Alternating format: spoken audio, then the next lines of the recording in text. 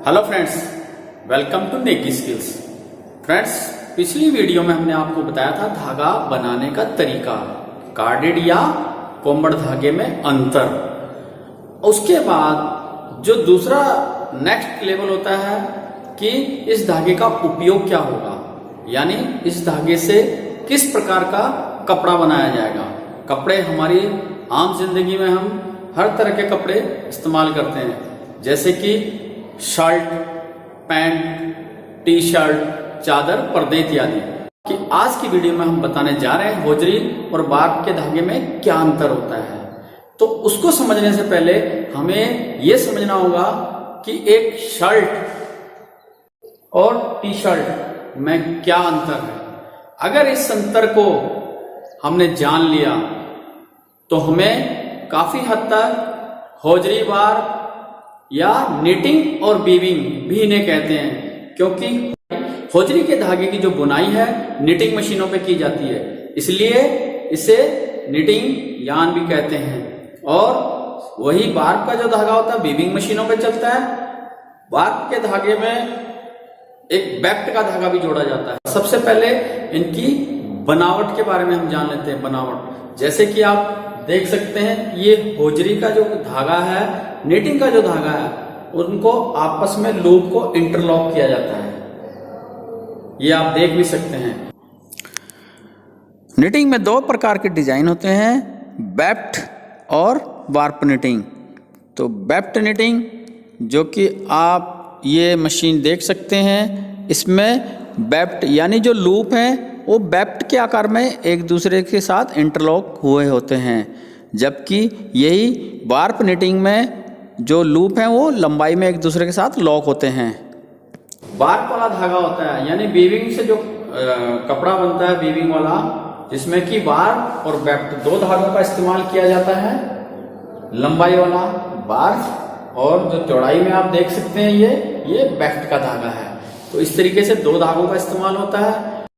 दूसरा इसमें जो अंतर है, जो होजरी का धागा है इसमें ट्विस्ट कम होता है, ऐंठन कम होती है। वार्प वाले धागे में ऐंठन ज्यादा होती है। तीसरा जो अंतर होता है, वहीं धागे में चमक बढ़ाने के लिए और हेयरिनेस की मात्रा को कम करने के लिए होजरी के धागे में मोम का प्रयोग किया जाता है, जबकि बार्ब वाले धागे में मोम का प्रयोग नहीं किया जाता, क्योंकि बार्ब का धागा फैब्रिक बनाने से पहले इस धागे को प्रिपरेशन किया जाता है, स्टार्च किया जाता है, पकाया जाता है। तो मोम की वजह से धागा अच्छी तरह से स्टार्च नहीं होगा, इसलिए इस धागे में मोम का इस्तेमाल नहीं किया जाता। होजरी के कपड़े में खिंचाव होता है, यानी जैसे कि हम बनियान, जुराब इत्यादि लेते हैं, उनका एक स्टैंडर्ड साइज होता है।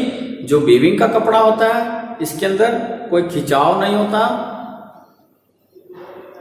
वीविंग के कपड़े के अंदर कोई भी खिंचाव नहीं होता, ये आप देख सकते हैं। इसके अलावा इसमें वीविंग वाले में ये देखो दो धागों का इस्तेमाल किया जाता है इसको बुनने के लिए।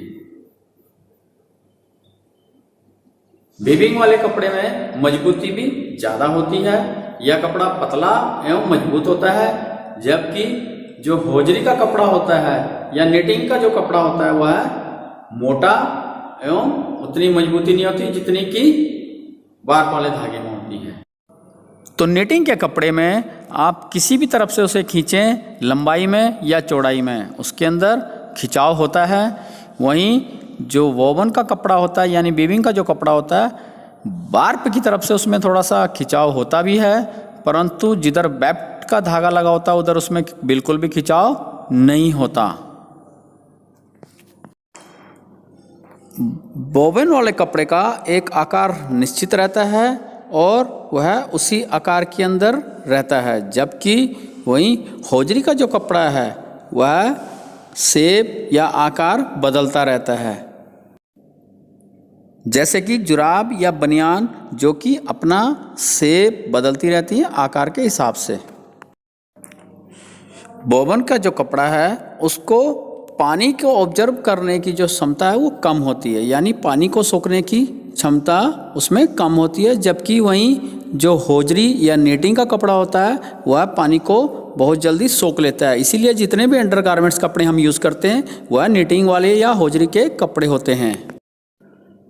बनावट के अनुसार जो वीविंग वाला कपड़ा होता है उसमें एक दूसरे धागे के बीच में गैप बहुत कम होता है, जिसकी वजह से हवा का जो सर्कुलेशन है वह इस कपड़े में अच्छे तरीके से नहीं होता। जबकि वहीं नीटिंग का जो कपड़ा होता है, क्योंकि जो लूप हैं वह एक दूसरे से सिर्फ इंटरलॉक हुए होते हैं, तो उसके बीच में छोटे छोटे छेद या होल रह जाते हैं, जिसकी वजह से हवा का जो सर्कुलेशन है वह बहुत अच्छी तरीके से होता है। वीविंग वाले कपड़े में आयरन करने के बाद इसमें जो क्रीज बनती है वह अच्छी तरीके से बन जाती है, जबकि वहीं होजरी वाले कपड़े में क्रीज बनाना थोड़ा मुश्किल होता है। तो ये था होजरी और बार्प के धागे में अंतर।